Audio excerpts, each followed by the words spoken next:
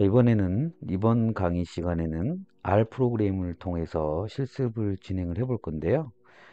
먼저 R 스튜디오, 우리가 첫 번째 시간에 엑셀에 이어서 R 프로그램을 설치를 했는데 거기서 R 스튜디오를 실행해 보도록 하겠습니다. R 스튜디오를 실행하면 바로 이런 모습이 나오겠죠. 네, 이런 모습이 나옵니다. 여기에서 보면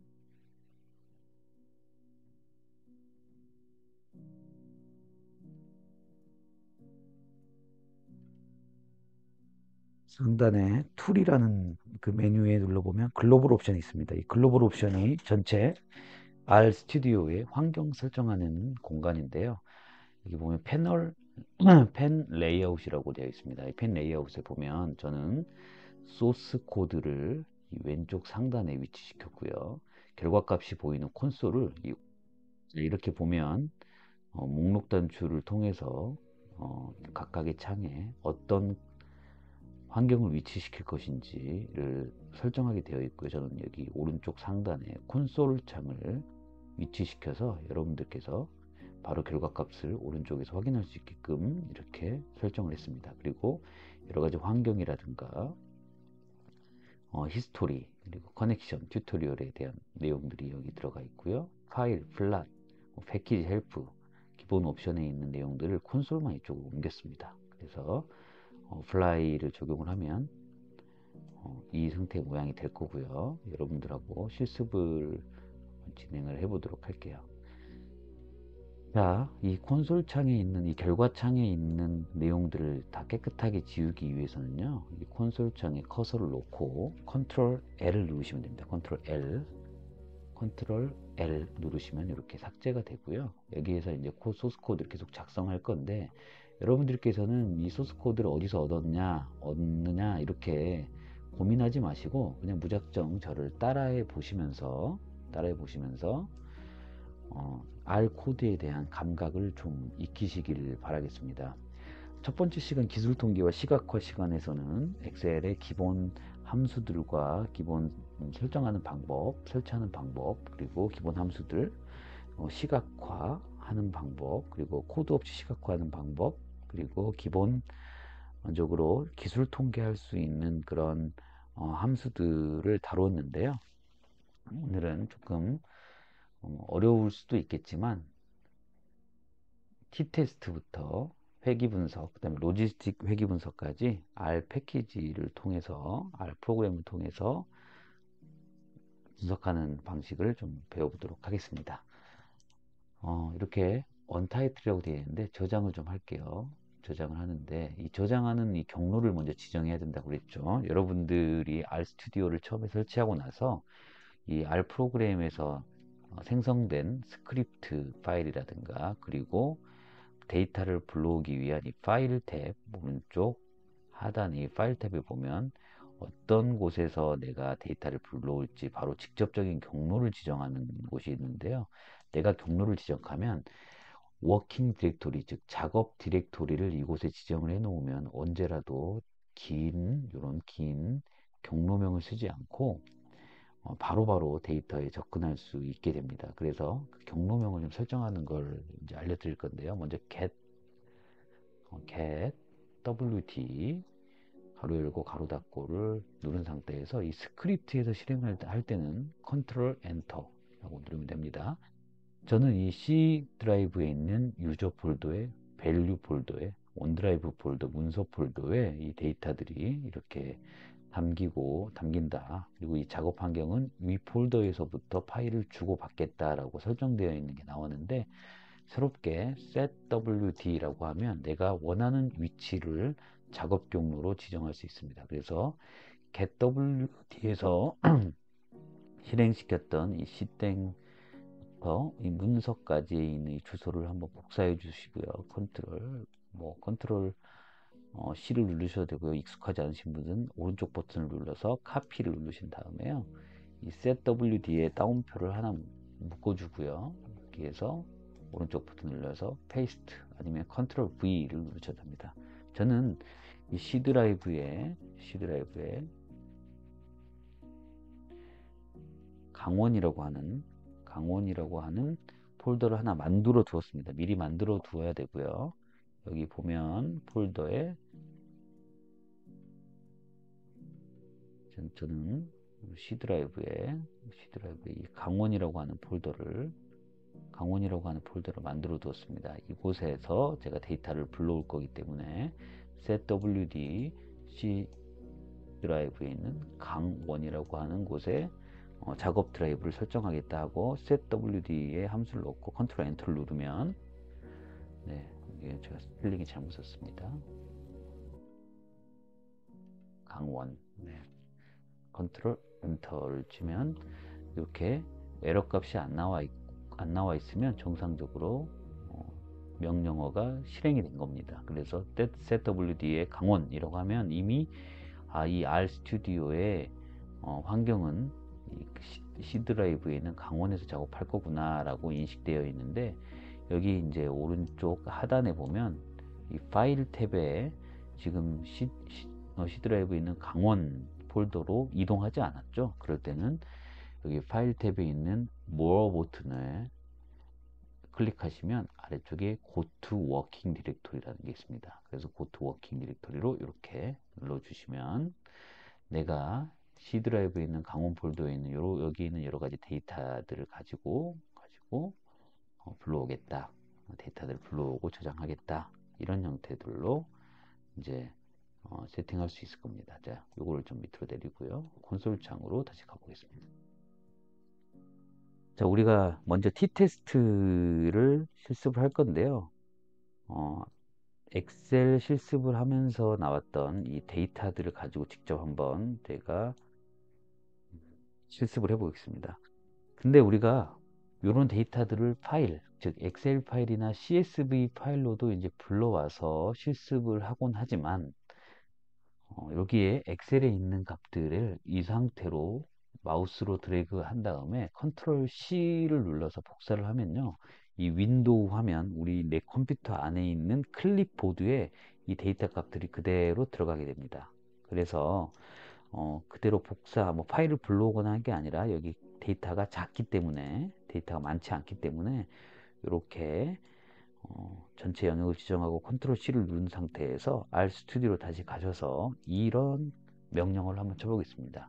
read.table 그리고 따옴표에 클립보드에서 데이터를 가져오겠다. 그때 헤더는 머리글이죠. 머리글은 true라고 하면 머리글이 있는 상태의 클립보드를 가져올 거니까, 이 상태에서 컨트롤 엔터를 치면 방금 내가 이 명령어를 치기 전에 엑셀에서 컨트롤 C로 붙여 넣었던 그 데이터들이 이 클립보드에 저장되어 있는 것들을 테이블로 이렇게 불러오게 된다. 그래서 제목도 버섯 무게, 아까 엑셀에서 본 이 내용하고 똑같이 데이터를 불러왔죠. 그래야 제가 여러분들과 이 엑셀에서 실습했던 내용들을 같이 비교를 하기 때문에 리드 테이블로 불러왔습니다. 근데 이렇게 명령어에 리드 테이블을 붙여왔는데 그냥 휘발돼 버리죠. 여기 environment is empty라고 되어 있는 거는 이 데이터를 특정한 그릇에다가 담아야 됩니다. 그래서 이렇게 명령어로 데이터를 클립보드에서 붙여오고 나서 저희는 데이터에서 데이터 1이라고 한번 지정해 보겠습니다. 데이터 1. 그리고 화살표를 이렇게 표시를 해줘서 컨트롤 엔터를 이렇게 치면 요 방금 리드 테이블, 이 버섯 무게의 12부터 18까지 되어 있는 숫자를 데이터 1이라는 곳에 저장했다. 그리고 인바이러먼트에 데이터 1이 저장이 됐다. 20개의 관측치와 1개의 변수. 자, 1부터 20개의 관측치 1, 2, 3, 4, 5, 6, 7, 8, 9, 10, 20까지 관측치와 요 1개의 변수, 버섯 무게라고 생겨있는 이 1개의 변수들로 데이터를 구성했다 라고 하면서 여기 데이터 1에 저장을 하게 됩니다. 그래서 데이터 1만 이렇게 언더바 1 해서 이렇게 컨트롤 엔터를 치시거나, 아니면 여기 있는 데이터 1을 마우스 커서로 이렇게 지정을 해서 또 컨트롤 엔터를 누르거나 해도 데이터 값들이 이렇게 나온다는 것을 아실 수가 있겠습니다. 이 데이터를 가지고 여러분들과 할 건데요. 여기 보면 names라는 함수를 한번 써볼게요. 데이터 언더바 1 names라는 names입니다. names 이름들이라는 거죠. 이름들의 이 데이터 1이라고 하는 것을 이 names라는 함수에 넣어서 컨트롤 엔터를 누르면 이게 바로 뭐냐? 첫 번째 행에 있는 버섯 무게를 보여줍니다. 그래서 여기에 있는 대괄호 1에서 버섯 무게에 있는 값을 어떻게 바꾸냐 하면 버섯 무게에서 weight로 한번 바꿔보겠습니다. weight. 이렇게 하면 데이터 1에 있는 이름들을 출력해서 거기에 있는 첫 번째 값들을 weight로 바꿔라. 그렇게 되면 다시 데이터 1을 한번 출력을 해보겠습니다. 컨트롤 엔터로. 그러면 데이터 테이블에서 이 weight의 이름이 바뀌는 것을 보실 수가 있죠. 그래서 이 데이터를 가지고 여러분들과 t테스트를 먼저 보겠습니다. 이 t테스트는 1표본 t테스트입니다. t테스트 1표본 t테스트 즉 뭐냐 이 표본에서 얻은 데이터의 값을 가지고 우평균의 값을 추정하는 가설 검정이 되겠습니다. 그래서 엑셀에서 우리가 실행을 했을 때 이런 거였죠. 귀무가설은 요걸 그대로 복사해 보겠습니다. 귀무가설은 역시 주석 처리를 해야 되기 때문에 샵을 넣고요. 귀무가설은 버섯의 무게의 모평균은 25g일 것이다 라고 우리가 지정을 하게 되는 거죠. 요걸 가지고 1표본 테스트를 한번 해보겠습니다.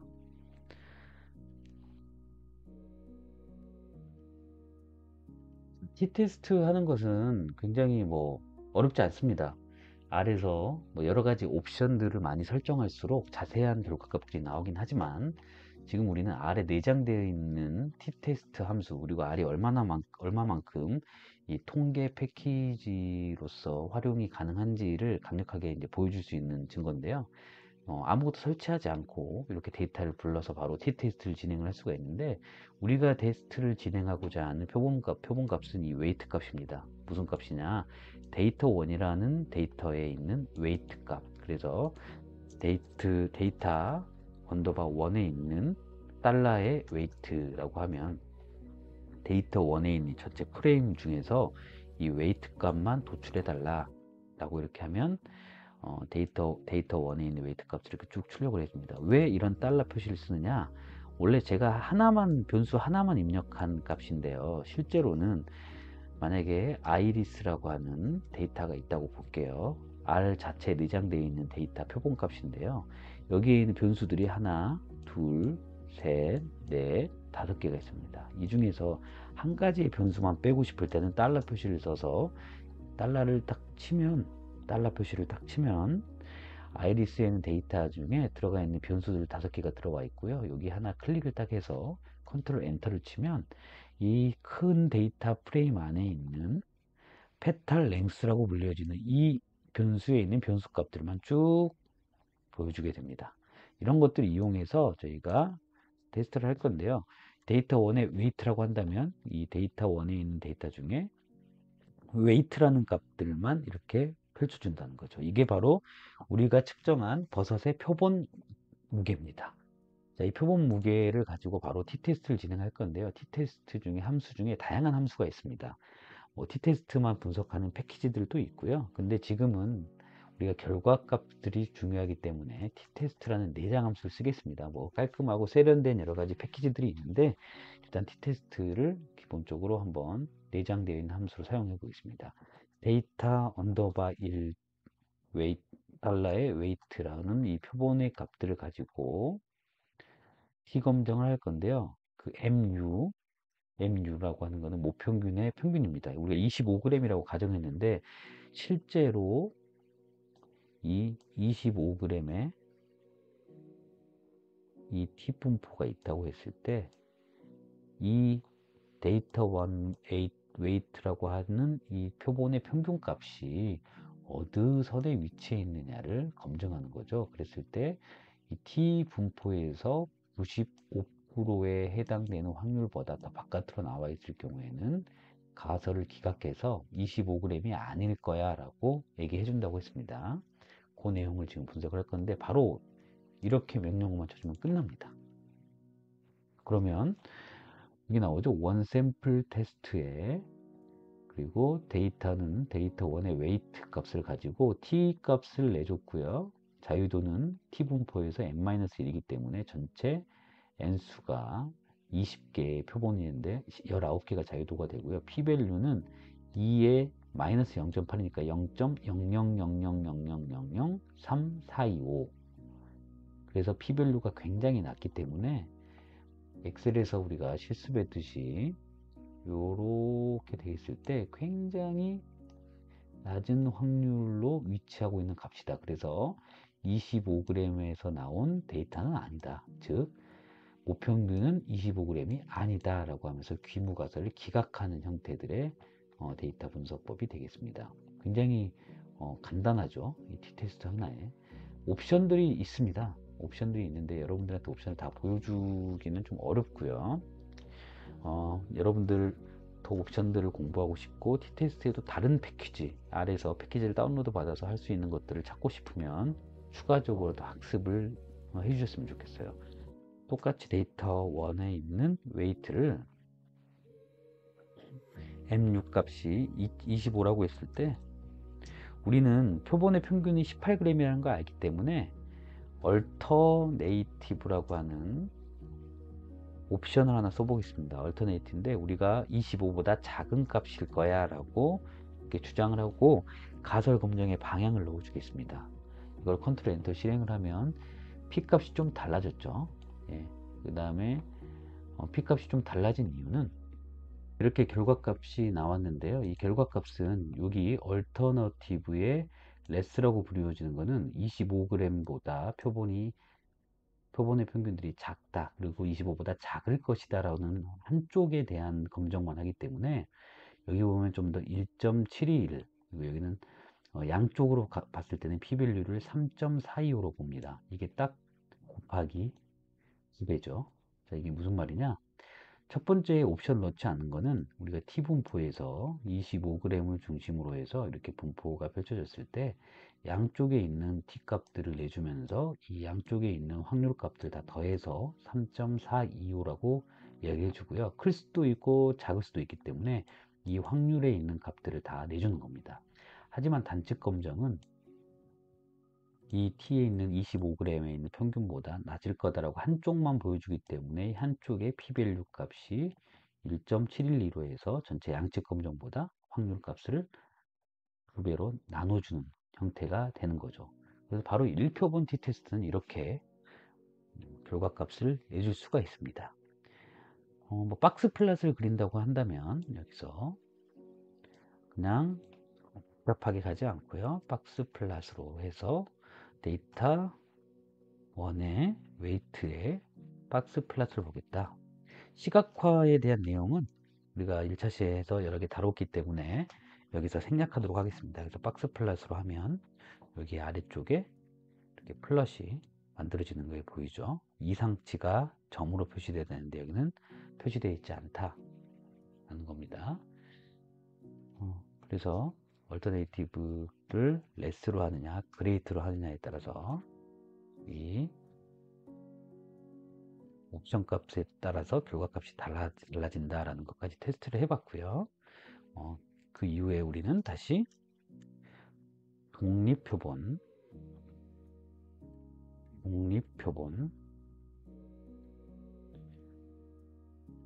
t-테스트 두 개의 독립되어 있는 집단을 분석하는 t-테스트를 한번 실습해 보도록 하겠습니다. 제가 이거 잘못 쳤습니다. 자, 독립표본 t-테스트를 시행해 볼 건데요. 저희가 엑셀에서 실습했던 내용들을 잠깐 다시 보겠습니다. 독립표본 t-테스트는 이 처리군과 대조군에 대한 이 집단 간의 평균의 비교를 했던 기억이 나시죠? 역시 마찬가지로 여기 처리군과 대조군에서 이렇게 데이터를 그대로 컨트롤 C를 붙이시고요. 저희가 수업 어떤 샘플 예제들을 별도로 여러분들한테 드리지 않고 바로 하는 이유는 여기 클립보드에 대한 기능도 좀 알려드리면서 이 강의한 실습 예제를 다운받고 이렇게 R 실습을 하게 되는 거는 굉장히 좀 학생들에게 좀 까다로운 케이스가 있더라고요. 바로바로 그냥 샘플 예제를 좀 받았으면 좋겠는데 이걸 다운로드 받고 뭐 불러오고 하는 과정에서 오류도 좀 발생하고 하기 때문에 역시 마찬가지로 아까 엑셀에서 처리군과 대조군 데이터를 컨트롤 C로 이렇게 붙였으면 리드.점 테이블로 해서 클립보드로 해서 헤더에 있는 값들은 true 버리글이 있기 때문에 true라고 이렇게 쳐주고요. 주고 컨트롤 엔터를 치면 D2에 있는 데이터에 이렇게 처리군과 대조군의 데이터가 들어가 있는 것을 보실 수가 있습니다. 이 데이터를 가지고 독립표본 t-테스트를 한번 해보겠습니다. 독립표본 t-테스트의 귀무가설은 처리운과 대조군의 평균의 차이는 0이다 라고 하는 귀무가설이고요. 이 0이라는 평균을 중심으로 해서 우리가 이 값들을, 이 차이의 값들을, 처리군과 대조군의 차이의 값들을 기각할 수 있느냐를 없느냐를 검증하는 겁니다. 그래서 T검정을 바로 진행을 해 볼게요. 먼저 앞에서 뒤에 그림을 그렸는데 이번에는 박스 플랫을 한번 그려보도록 할게요. 틀 그리는 방법은 데이터2에 있는 달러 처리라고 하는 값과 콤마 그다음에 데이터2에 있는 대조라는 값의 박스 플랫을 한번 그려보겠다고 컨트롤 엔터를 누르면 이렇게 실행이 됩니다. 그래서 저는 이제 잠깐 실행을 먼저 시켜놨기 때문에 이렇게 보여지는 거고요. 이렇게 파일 놓고 다시 실행을 이렇게 하면은 이렇게 플랫이 뜨죠. 그래서 이 박스 플랫의 값을 보면 이상치는 없지만 어쨌든 이 내용만 봤을 때도 이 박스 플랫 내용만 봤을 때도 이 중위수 50% 위치 값을 중심으로 25에서 45, 50% 값을 중심으로 25에서 40, 25에서 75에 있는 이 값들이 1번 처리군과 대조군의 차이가 있는 것처럼 눈에 보이시죠? 겹치는 부분이 굉장히 작다라는 걸 볼 수가 있는데요. 뭐 일단 실제로 검증을 한번 해보도록 할게요.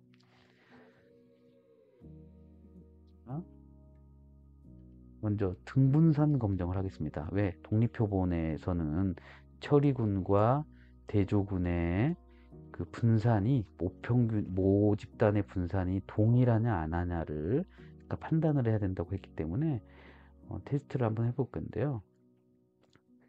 레벤 테스트를 수행하려면은 레벤 테스트 등분산 수행하는 우리 F 값으로 그 엑셀에서는 검증을 했었는데 등분산을 수행하는 통계 분석 방법이 있습니다. 그게 바로 레벤 테스트인데요. 레벤의 등분산 테스트를 진행하겠습니다. 요거는 인스톨 패키지를 해야 됩니다. 인스톨 packages에서 low state라고 하는 패키지를 이렇게 다운로드를 받으시면요. low state 패키지가 막 저장이 되죠. 저장이 되고 여기 저장이 다 완료된 이후에는 라이브러리에서 low state를 이렇게 실행시켜 주면 이 R 패키지에 이 패키지가 불러오게 됩니다. 여기서 바로 우리는 레벤 테스트에 있는 값을 한번 평균으로 계산을 해볼 건데요. 데이터2에 있는 처리값과 언더바2에 있는 처리값과 그리고 데이터2에 있는 이 대조값들을 비교할 건데요. 옵션에 이 로케이션은 평균을 우리가 비교를 할 거기 때문에 민이라고 하는 이 옵션을 넣어주면은 레벤 테스트가 진행이 됩니다. 레벤 테스트 진행된 모습이 여기 보이시죠? 이거는 등분산이 두 개의 집단의 분산이 같다라는 게 기무가설입니다. 그래서 여기 결과값들을 보면 유의 확률이 p-밸류가 0.2272로 5%보다 더 크다라는 걸 알 수 있습니다. 그래서 이 기각하지 않고 이 테스트 스태틱스가 1.4고 이 p-밸류가 0.227이라는 거는 귀무가설 그 분산의 차이 모집단의 분산의 차이가 없다를 채택하는 거기 때문에 여기에는 등분산이 성립한다. 등분산이 성립하기 때문에 등분산의 t-테스트를 진행을 해야 되겠죠. 그래서 바로 t-테스트를 진행합니다. t-테스트인데 옵션이 있어요. 옵션 특히 데이터 2에 있는 달러의 처리 변수와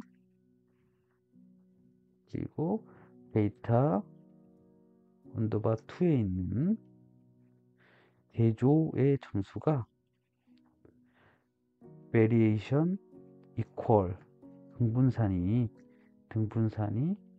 성립한다. true 성립한다라고 하면 성립하지 않으면 false라고 하면 되겠죠.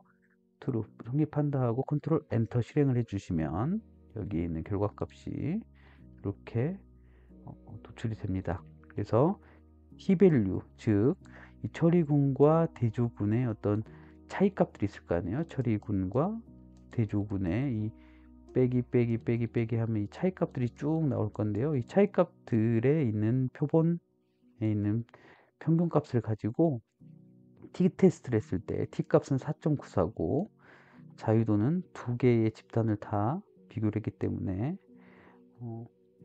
56이 나옵니다. 29개씩의 29개씩의 그 집단 두 개를 비교했으니까 자유도는 여기서 빼기 1에서 28 더하기 28에서 56이 나왔고요. p-밸류는 7.32의 2의 6자승 마이너스 6의 자승이니까 0.0000732 이렇게 되어 있어서 실내 구간에서는 차이가 귀무가설이 0이다라고 하는 t분포에서 p-밸류가 0.00007이기 때문에 굉장히 높은 t값이고 거기에 있는 오른쪽 옆에 있는 하단의 확률값이 0.00007이니까 요거는 0이 아니다 라고 하면서 귀무가설을 기각합니다. 그래서 처리군과 대조군의 차이는 있다 라고 이렇게 결론을 내리는 독립표본 t-테스트를 진행을 해봤습니다. 이렇게 해서 독립표본 t-테스트는 한번 실습을 해봤고요. 자, 이어서 이번에는 대응표본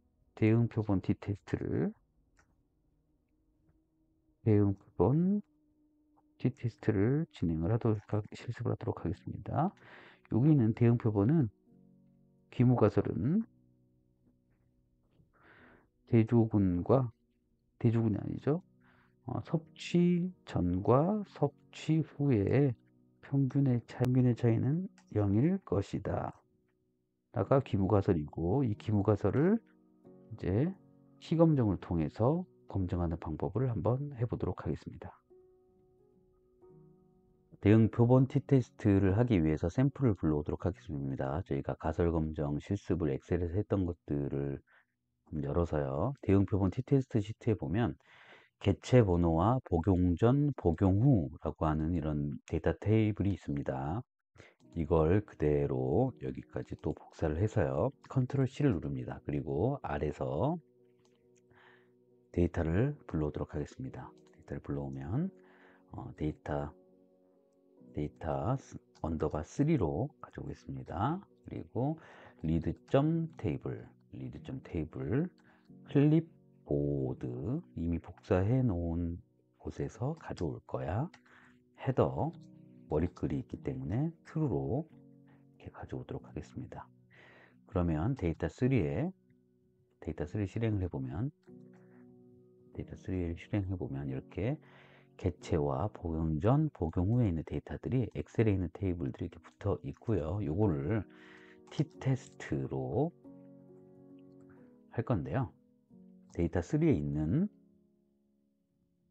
복용 전이라는 데이터와 데이터 3에 있는 복용 후라고 하는 데이터들을 비교를 할 건데요. 이때 얼터너티브는 옵션으로 설정하지 않고요. 대응 표본이기 때문에 똑같은 개체를 이렇게 동일한 사람들을 시점에 따라서 동일한 사람입니다. 동일한 사람. 그리고 여기는 별표, 이렇게 별표, 그 다음에 네모,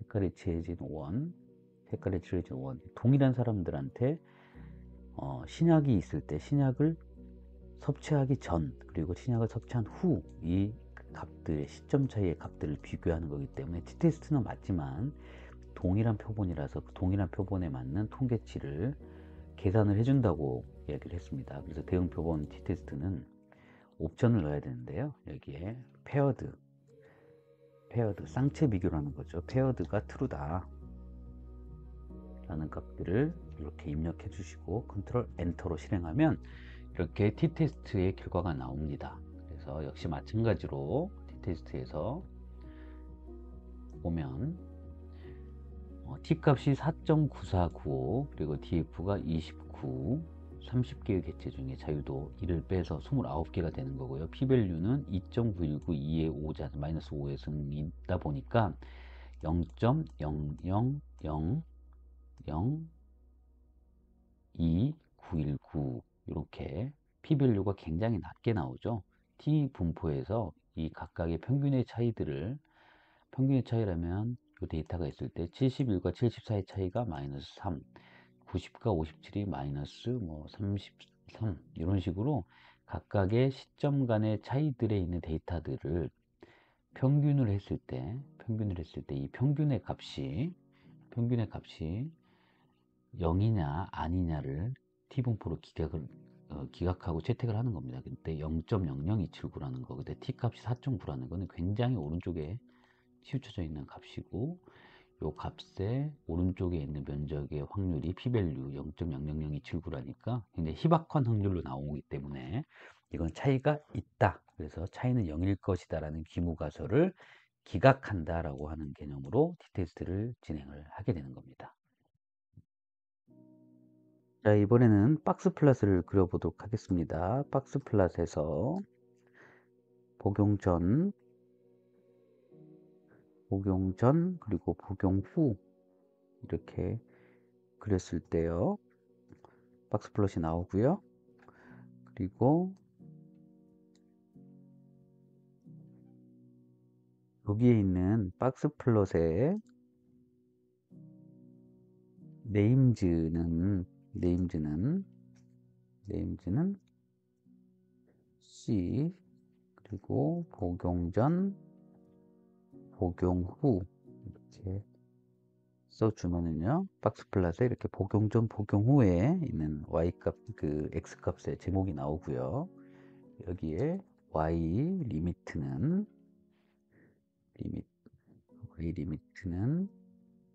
c에 더 10 최소값 최소 y 리미트는 만약에 제가 40에서부터 110까지 이렇게 되어 있다 라고 하면 이렇게 y 리미트가 40에서부터 110 y축에 있는 축선에 있는 최소값 최대값이 이렇게 설정이 되기도 합니다. 그래서 박스 플롯을 보니까 이상치가 없고요. 그 다음에 복용전과 복용 후의 차이가 데이터 분포의 차이가 이렇게 보이는데, 복용 전과 복용 후에 이 겹치는 구간이 이렇게 겹치는 구간이 적으면 적을수록 요 집단과 집단의 어떤 평균의 차이가 난다라고 이렇게 눈으로 확인할 수는 있습니다. 그래서 박스 플롯을 그려봤고요. 다음으로는 원웨이 아노바 일원 분산 분석 원웨이 아노바에 대해서 분석 실습을 한번 해보도록 하겠습니다.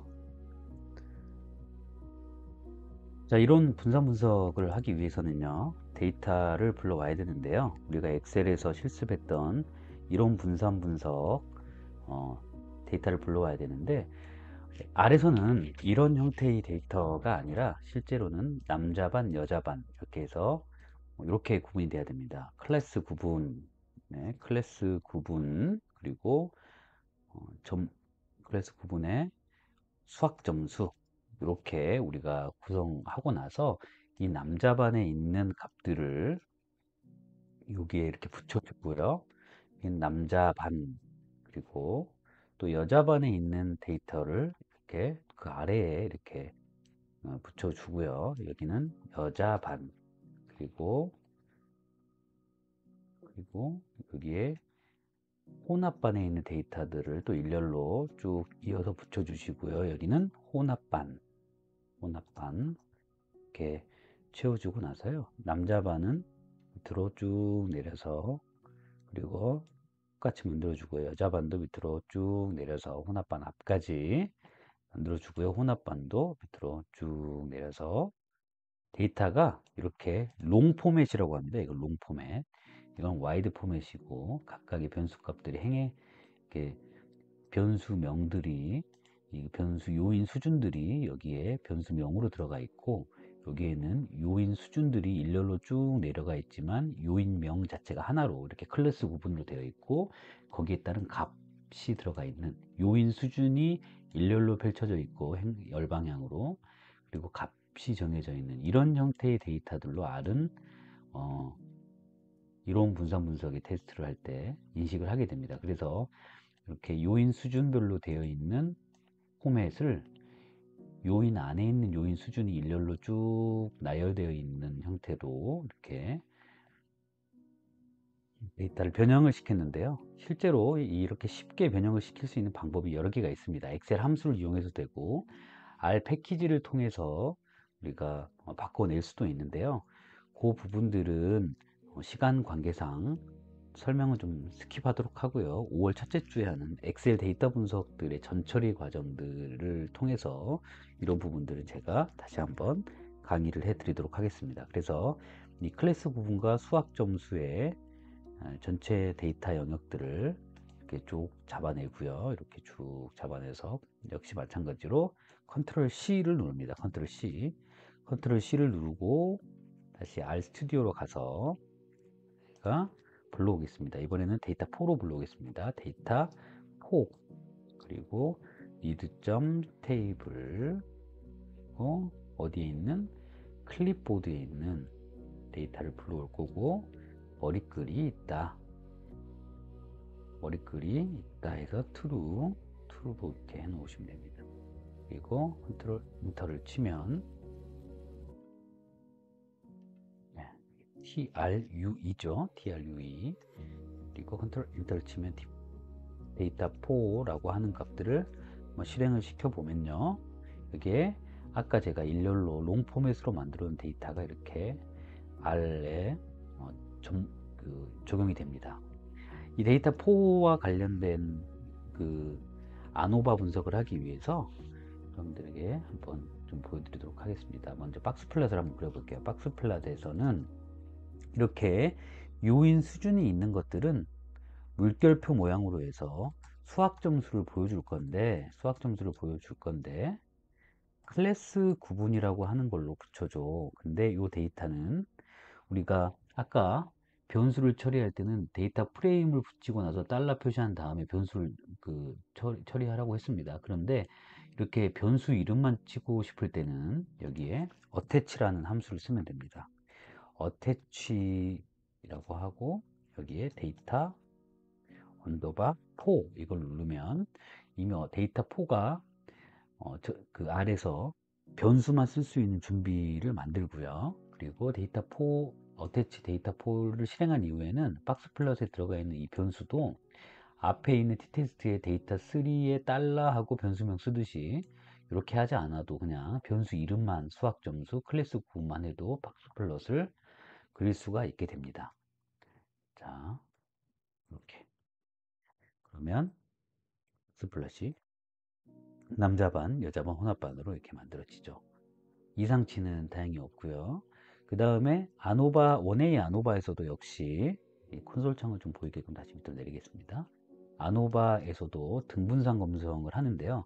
등분산 검정을 하기 위해서 우리가 앞에서 독립표본 t테스트에서 레벤의 등분산 테스트를 한번 했던 기억이 납니다. 거기에서 우리가 등분산 테스트를 하기 위해서 로우 스테이트라고 하는 패키지를 다운로드 받았고, 로우 스테이트를 이 R 스튜디오 창에 불러왔기 때문에 여러분들이 R이 꺼졌다 켜지게 됐다고 하면 이 라이브러리 로우 스테이트만 다시 이렇게 실행을 시키면 됩니다. 그리고 나서 등분산 검정을 할 건데요. 레벤의 테스트, 레벤.테스트에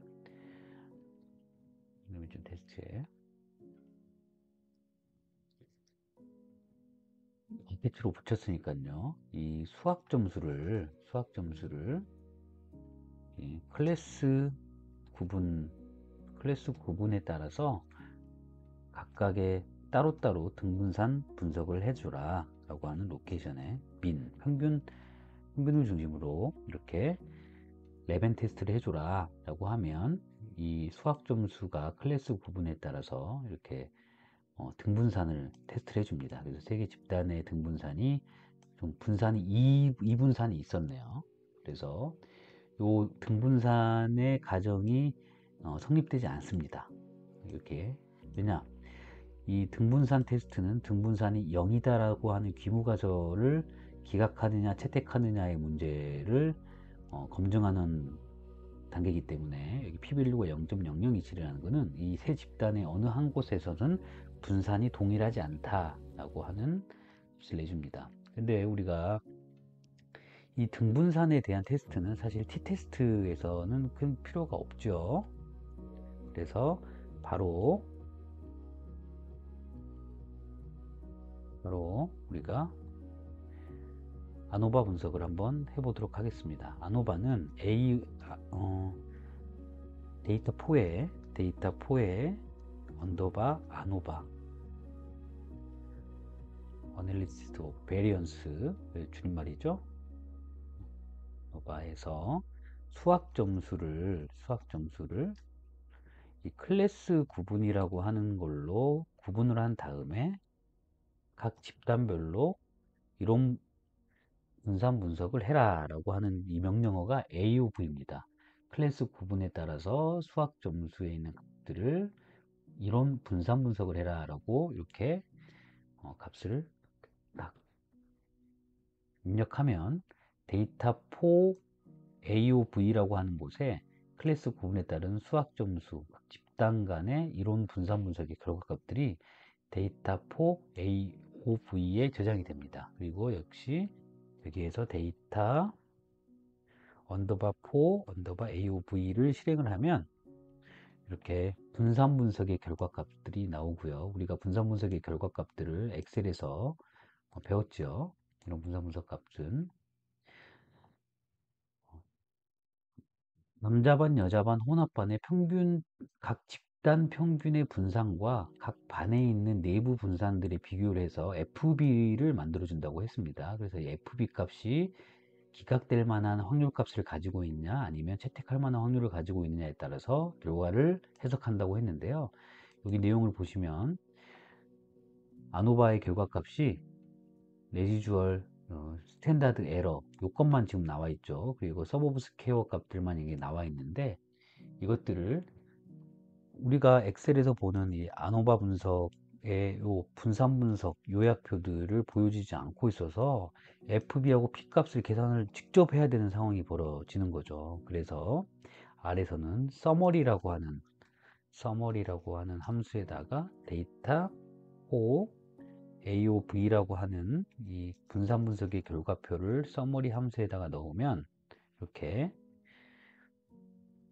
F값이 나오게 됩니다. 14.58에 0.000000347이라고 하는 걸로 이론 분산 분석을 했더니 FB 즉 집단 내에 있는 데이터의 분산보다 집단 간 즉 남녀반 여자반 혼합반 평균들의 집단 간의 분산이 훨씬 더 크기 때문에 FB가 14.58이 나오고요. 14.58에서 그 오른쪽에 있는 면적은 0000347이다 라는 것을 알 수가 있을 것 같습니다. 그리고 이렇게 원A 아노바를 분석을 하는 거고요. 그래서 다음은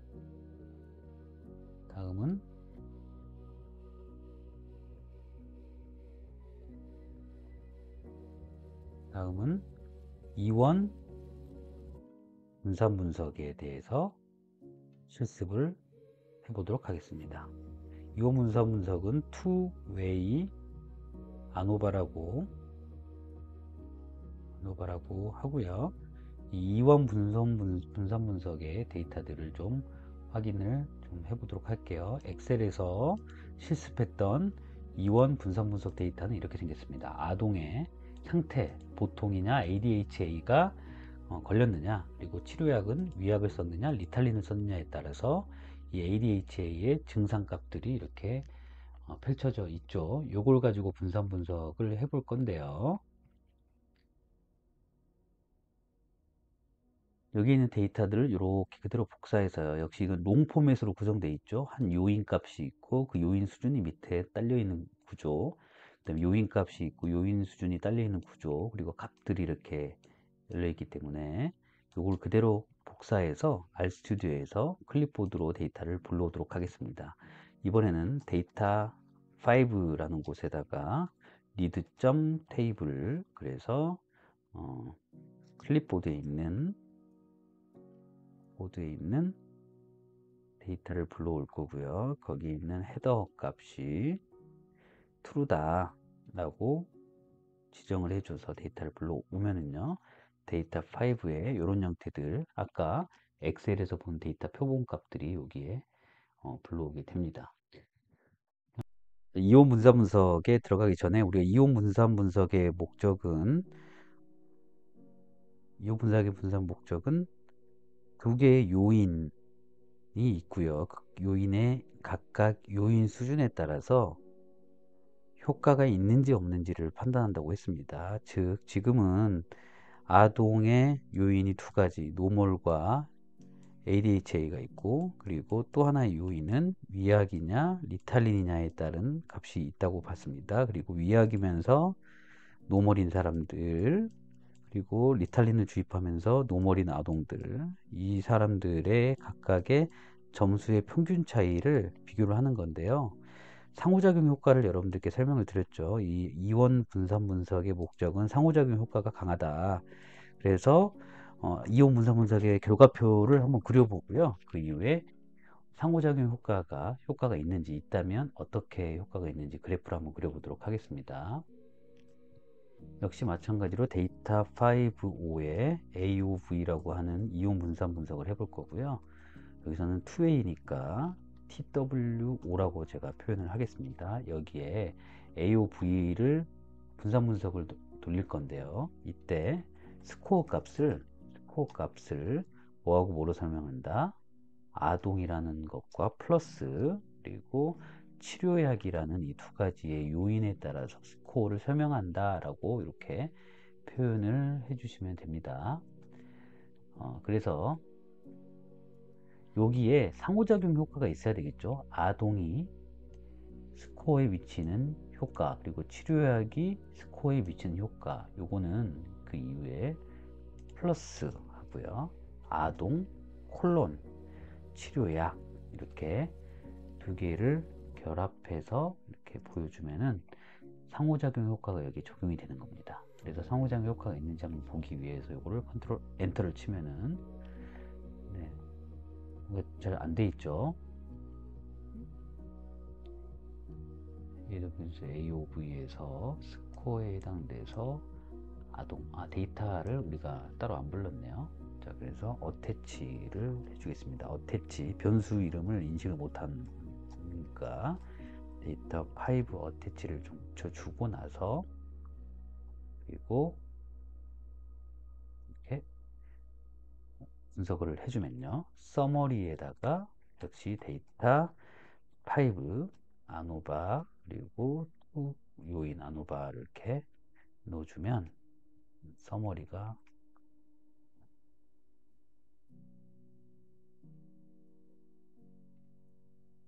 TOW가 아니라 TWO 이렇게 그러면은 분석 내용이 나옵니다.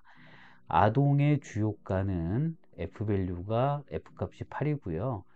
유의 확률이 굉장히 높다. 그래서 이렇게 별표 표시가 나와 있죠. 치료약의 주요가는 아동을 제외하고 치료약만 봤을 때 치료약이 그룹별로 차이가 있었느냐, 위약과 리탈린의 차이가 있는지만 보는 겁니다. 위약과 리탈린의 차이는 없었어요. 그런데 아동하고 치료약을 만나니까 유의 확률이 있었어요. 보통 아동과 ADHA의 어떤 치료 점수의 차이는 있었어요. 근데 치료약만 가지고만 봤을 때 아동인지 아닌지를 구분하지 않고 치료약만 봤을 때는 효과가 없었어요. 그래서 상호작용 효과가 있는 걸 딱 보니까 똑같이 치료약에는 효과가 없었는데 아동 중에 ADHA만 효과가 있어서 이런 상호작용이 일어났을 것이다 라고 이제 판단할 수 있는 겁니다. P-밸류를 보면서 각각의 변수들의 효과가 있는지를 살펴본 거니까요. 여기서 그러면 우리가 눈으로 보여지지 않으니까 좀 답답해요. 이온 분사 분석은. 그래서 이온 분사 분석은 그래프를 그려주면서 이해도를 좀 넓혀야 되겠는데요. 먼저 여러분들께 이온 분사 분석의 분석 박스 플롯을 한번 그려보겠습니다. 박스 플롯. 그리고 교차 상호작용 그래프를 한번 그려볼 건데요. 이때 우리가 이온 분사 분석의 박스 플롯을 두 개를 그릴 겁니다. 아동이라는 주효과에 대한 그래프 두 개, 치료약에 대한 주효과에 대한 그래프 두 개, 그리고 아동과 치료약이 동시에 영향을 준다고 하는 인터랙션 그래프 두 개를 한번 그려볼 건데요. 그 두 개를 그려야 되기 때문에 우리가 그래프 창에 그래프 하나, 그래프 둘, 그래프 셋, 그래프 넷 이렇게 이런 형태로 배열을 할 거거든요. 그래서 행이 두 개고 열이 두 개인 2x2로 그래프를 출력할 거다. 이렇게 표시해 주는 함수가요. 여기 보면 par, par, par 가로 열고 mprow는 c, 2로 이렇게 그래프를 출력할 거다라고 이제 입력을 해주면요. 박스 플랫을 그려보겠습니다. 먼저 스코어에 먼저 아동 주요가에 대한 박스 플롯을 그려볼 거예요. 그리고 제목은 메인은 아동 주효과의 박스 플롯 이렇게 한번 그려볼 거고요. 그러면 그래프 값이 어떻게 나오는지 좀 봐볼게요. 그리고 박스 죄송합니다. 여기 물결표가 아니라 스코어에 맞네요. 물결표 박스 플롯에 아동에 따른 그런데 지금 여기 데이터 값이 안 나와 있죠. 어태치를 붙이겠습니다. 지금 붙어 있네요. 여기에서 다시 한번 컨트롤 엔터를 치니까 나오죠. 그리고 박스 플롯에 스코어에 이번에는 치료약의 주요가인 박스 플롯을 만들어 보겠습니다. 치료약 주요가의 박스 플롯 이렇게 나오죠. 그리고 인터랙션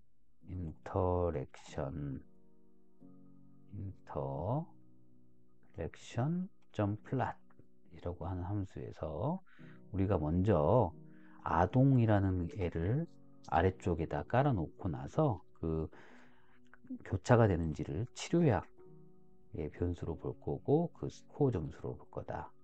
이렇게. 그리고 여기에 메인 주제로는 아동을 기준으로 한 치료약의 상호작용 그래프 이렇게 한번 쳐보도록 하겠습니다. 어떤 그림이 나오는지요. 컨트롤 엔터 치면 아래쪽에 아동을로 바꿀게요. 다시 엔터 그냥 다시 여기를 처음부터 다시 실행해야 됩니다. 이렇게 하나, 둘, 셋 그리고 아동을 기준으로 한 치료약의 상호작용 그래프가 나왔고요. 그 다음에 또 똑같이 여기에 있는 코드 값을 복사를 해서 이번에는 치료약을 기준으로 한 치료약의 아동의 상호작용 그래프를 그려보겠다. 라고 하면 납을 치료약으로 바꿔주고, 그리고 또 아동으로 바꿔줘서 한번 그래프를 실행을 해 보도록 하겠습니다. 이렇게. 뭐가 또 안 좋았네요. 아동동이 아니라 아동 이렇게 실행해 보면 4개의 그래프가 이렇게 형성이 되어 있는 걸 보이고요. 상호작용 효과라고 하는 거는 ADHA와 노멀의 데이터들의 값들이 차이가 없다가 치료약을 딱 만났을 때는 여기 이렇게 이해하면 되죠. ADHA 점수값들의 있는 평균값들이 이 정도 나올 거고 이 정도 나올 건데, 이 값들이 그냥 차이가 없다가 리탈린을 만나니까 ADH에서 확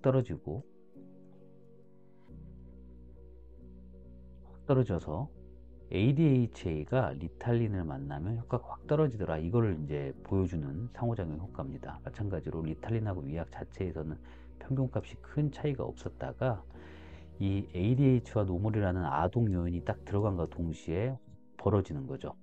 그래서 똑같이 요 분산에서의 평균, 여기 분산에서의 평균은 차이가 없다가 리탈린이라는 게 들어오면서 ADH에 있는 점수값이 확 떨어지는 걸 볼 수가 있습니다. 그래서 이거를 상호작용 효과 그래프로 우리가 이용 분산 분석의 결과를 눈으로 볼 수 있겠다라는 것까지 저희가 실습을 한번 해봤습니다. 자, 그리고 이번에는 이어서 바로 시간이 좀 많이 지나서요. 이어서 상관 분석과 상관 분석에 대해서 분석 결과를 상관 분석 실습을 한번 해보도록 하겠습니다. 상관 분석 실습을 할 건데요. 마찬가지로 우리가 엑셀에서 데이터를 불러올 건데요. 상관 분석에 해당되는 엑셀 데이터가 여기 수능 점수, 수학 점수 데이터를 컨트롤 C라고 붙여서 이번에는 데이터 6이라는 곳에다가 리드점 테이블에 클립보드라고 하는 곳으로 해서 이렇게 붙이고요. 거기에 헤더는 키다, 크다. 이렇게 한번 실습을 해보면 데이터 6에 상관 분석에 들어가 있는 값들이 이렇게 나오는 것을 볼 수가 있습니다. 그래서 이걸 가지고 상관 분석을 한번 해볼 건데요. 상관 분석은 정말 더 쉽습니다. 데이터가. 그래서 코 테스트에서 데이터 6에 있는 변수 중에 수능 점수와 데이터 6에 있는 수학 점수의 두 차이의 상관관계 테스트를 보면 이렇게 바로 상관계수도 이제 95% 신뢰 구간 내에서 코릴레이션을 구해줍니다. 거의 상관이 없는 경우로 나오죠. 그래서 표본에서는 상관계수가 마이너스 0.0이었는데 그걸 모집단으로 한번 보면 마이너스 0.2에서부터 0.1 그 어느 구간에 있을 것이다. 그런데 이게 모집단에서 상관이 있을 가능성은 0.8108. 이래서 요 t값은 뭐냐면 상관계수가 0일 거다라고 하는 t값의 분포입니다. 그래서 이 p밸류가 0.8108이라는 거는 특정한 이 t값대 마이너스 0. 우리가 5%라고 하는 이 p밸류 바깥에서는 희박한 점수가 5%, 2.5% 해가지고 2.5%보다 피어값 확률이 작다고 했는데 여기 t값은 p밸류가 0.81이라고 하는 거는 굉장히 안쪽에 위치해 있는 값이라는 거죠. 그래서 상관계수는 0이다. 모집단의 상관계수는 0이다라는 것들을 요 내용들로 보시면 될 것 같습니다. 자, 그리고 이어서 바로 회귀 분석이라고 하는 또 식으로 갈 건데요. 회귀 분석은 RS 회귀 분석도 역시 마찬가지로 쉽습니다. 한번 살펴보도록 하겠습니다. 엑셀에서 회귀 분석 예시로 들었던 이 데이터를 그대로 복사하겠습니다. 이 복사한 데이터 값을 아래다가 붙여넣는 방법은 데이터 데이터를 7번에다가 제가 이 사례를 넣겠습니다. 그리고 데이터 점 테이블, 그리고 클립보드, 그리고 헤더에는 true 값을 이렇게 넣어보겠습니다. 그리고 데이터 점 테이블 클립보드 헤더 true.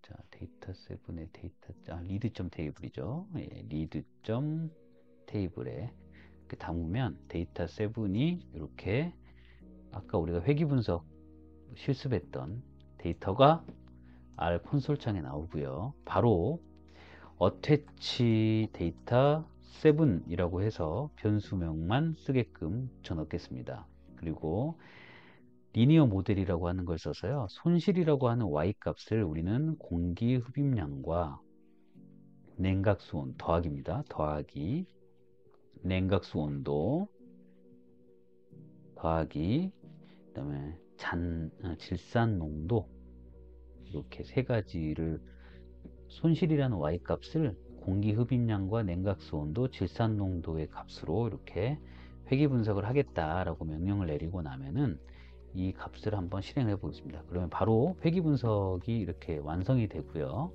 이 회귀 분석의 계수들이 바로 엑셀에서 우리가 실습했던 통계 분석 결과 값에 보면 엑셀에서 여기 모수 추정이라고 되어 있는 이 추정 값들이 이렇게 나오게 됩니다. 추정 값들이 나오게 되고요.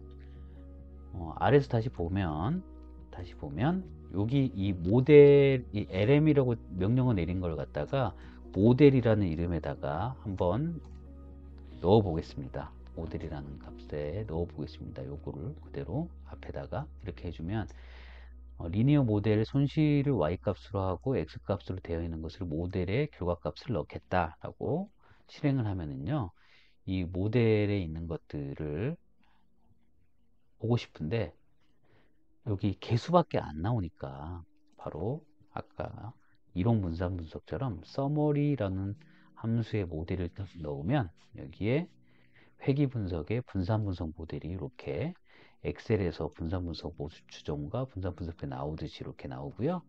여기 보면 각각의 회귀 분석의 공기 흡입량 계수의 계수값은 0.71, 그리고 공기 흡입량은 p-밸류가 유의미하기 때문에 우리 이 전체 회귀 분석의 유효한 계수들은 공기 흡입량과 냉각수 온도가 될 거고요. p-밸류가 낮은. 그리고 질산 농도는 큰 영향을 못 미쳤다 라고 해 놓고서 전체 회귀 분석은 어떠냐? 전체 회귀 분석은 FB로 봤을 때 이 회귀선이 전체의 변수를 설명하는 정도가 0이 아니다 라는 것들을 이제 0이다 라는 것을 보게 되는데, p-밸류가 0.00000003016이라는 거는 요 자체는 0이 아니다. 그러니까 요 적합도는 굉장히 설명력이 있다. 이 회귀 분석의 설명력이 있다라는 거죠. 그래서 요 역시 F값의 비율로 가지고 F테스트를 하는데요. F 분포가 이렇게 돼 있다면 회귀 분석으로 설명되는 별량과 회귀 분석으로 설명되지 않은 잔차들의 비율이 바로 F값인데, 이 F값이 굉장히 높다. 59.9고 p-밸류는 여기 끝에 있는 값이라서 동일한 분산으로, 회귀 분석을 안 하더라도 분산이 비슷하다가 아니라 회귀 분석을 하니까 회귀 분석을 통해서 회귀 곡선을 통해서 예측했던 이 값들과 그리고 그렇지 않은 값들의 차이, 분산의 어떤 비를 봤더니 굉장히 희박하게 같지 않더라. 그래서 이거는 분산의 차이가 크다. 회귀 분석이 이 변수를 설명해 주는 양이 크다 라고 해서 해석을 할 수 있을 겁니다. 자, 이렇게 좀 긴 시간 동안 여러분들하고 회귀 분석의 그 수업까지 한번 해봤는데요. 사실은 좀 여러분들하고 랩업을 하면 요 로지스틱 회귀 분석은 향후에 데이터 마이닝 단계에서 좀 더 다루는 걸로 저희가 정리를 하고요. 좀 마무리를 하다 보면 우리가 이번 시간에 배웠던 것들은 사실 요게 가장 중요한 이론입니다. 우리가 가설 검정을 한다는 것은 연구하려고 하는 연구 대상에서, 즉 모집단에서 표본에 대한 걸 추출을 하고요. 이 표본의 통계치를 가지고 모집단의 통계량을 추정하는 것. 이게 바로 이제 가설 검증의 기본이 되는 건데요. 그런 과정에서 분석에 적용할 수 있는 분석 기법들이 이렇게 설정되어 있다. 그래서 우리가 실습하고 이론을 공부했던 차이 검정과 관계 검정이 있고요. 차이 검정에는 T검정에는 1표본 T검정을 통해서 이 표본의 평균과 모집단의 평균이 같은가? 라고는 질문에 대답해주는 검정이 있고요. 그리고 두 개의 집단이 있는데 두 개의 집단의 평균값의 차이가 있는 것을 비교하는 게 독립표본. 그리고 두 개의 집단인데 이 두 개의 집단이 독립된 집단이 아니라 한 개체가 측정 시점에 따라서 측정 전후에 이 두 개의 값들을 비교하는 게 대응표본. 이론 분산 분석은 집단이 두 개가 아니라 세 개 이상일 때의 이 평균의 비교를 하는데 이건 F테스트라고 이야기를 했어요. 무슨 말이냐? 집단 4개에 있는 이 평균 값들이 펼쳐져 있는 이 분산과 집단 내부에 이렇게 데이터들이 펼쳐져 있는 분산의 양과 비교했을 때 이 집단 간의 평균의 분산이 훨씬 크다면 F분포에서 F값이 굉장히 오른쪽에 가 있을 거다라는 것들을 가정해서 이론 분산 분석, 이론 분산 분석을 진행을 하는 거고요. 회귀 분석도 결국에 분산 분석의 일환이죠. 근데 회귀 분석에서는 마지막에 관계 검정이지만 여러 가지 개체값들이 있었을 때 그 개체값에 가장 잘 설명하는 공식을 만들어냈는데 회귀 분석은 인과관계를 설명하는 거고, 그리고 상관 분석은 이게 어떻게 관계가 있는지에 대한 관계성을 보는 거다. 그래서 상관관 분석이 어느 정도 적합해야 회귀 분석으로 가겠죠. 원인과 결과에 대해서는 일단 관계가 있어야 원인과 결과를 만들어낼 수 있으니까요. 그리고 상관 분석에서 회귀 분석으로 가기 위한 사회과학적 방법론에는 상관 분석 자체가 원인과 결과를 말해주지 않기 때문에 다양한 논문이라든가 여러 가지 이론적 근거를 가지고 원인과 결과를 세팅해 준 다음에 회귀 분석을 해야 될 겁니다. 그래서 아무렇게나 데이터가 있다고 해서 무조건 원인과 결과를 만들어주면 안 되고요. 원인과 결과가 될 만한 인과적인 어떤 과학적 근거가 있어야 회귀 분석을 쓰는 게 정확합니다. 우리가 머신러닝하고 데이터 분석한다고 그냥 무조건 데이터가 들어오면 회귀 분석을 하는 경향이 있는데 그렇게 해서는 안 됩니다. 그런 게 바로 데이터 리터러시고 우리가 통계학적 사고를 가진다는 뜻을 말하는 거예요.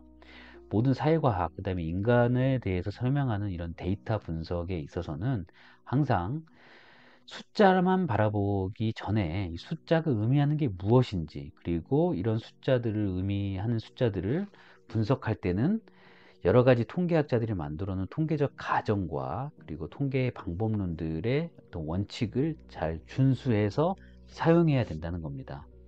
특히 가설 검정에서 가장 이제 여러분들한테 시사하는 바는 우리가 현상에서 측정하는 것들, 우리가 그 이론 시간에 배웠을 텐데 AP 테스트라는 게 있죠. AP 테스트라는 게 두 개의 페이지에서 이쪽 페이지로 들어가는 사람이 구매하는 확률은 38%인데 B 페이지를 통해서 구매한 사람들은 43%다. 그러면 여기에 5% 차이 난다고 해서 이게 크다라고 말할 수 없다라고 하는 겁니다. A 테스트와 B 테스트에 해당되는 건 우리가 표본이라는 거죠. 수없이 많은 고객들을 대상으로 우리 사이트에 일부분 들어오는 표본인 거지 우리 사이트에는 100명만 들어올까요? 아니죠. 1000명, 100만 명 계속해서 들어올 거고 데이터는 업데이트가 되겠죠. 그랬을 때 우리가 보고 있는 이 표본만 가지고 데이터가 크다 작다를 판단할 수 없으니 이 표본에서 나올 만한 모집단들의 이 통계치를 추정해서 비교를 하게 되는 겁니다. 38이라고 하지 않고 38과 38을 중심으로 얼마만큼 데이터 값이 펼쳐져 있고 43을 중심으로 해서 데이터 값이 어떻게 펼쳐져 있고 그래서 이 두 개의 신뢰 구간을 비교해 가지고 얼마만큼 차이가 있는지를 보는 이런 통계학적 사고가 필요한 거고요. 이런 통계학적 사고를 위해서 여러분들이 이 긴 시간 동안 통계학의 기초에 대해서 배웠습니다. 워낙 이제 시간도 짧고 많은 양들을 담다 보니까 여러분들이 다 소화해내지 못할 내용들에 대해서는 향후에 저 개별적으로도 문의를 주시고, 제가 5월 둘째 주부터는 엑셀 데이터 분석이라고 하는 좀 더 이것보다 재미있고 쉬운 형태의 강의를 준비했으니까요. 그때를 통해서 좀 다양한 질문들을 남겨주시고, 어, 혹이라도 뭐 바로 질문이 필요하시다라고 한다면 제가 메일 주소를 하나 여기에 저기 남기도록 하겠습니다. 메일 주소 남길 건데요. 여기 보면 sjshin 골뱅이 cdsa.or.kr,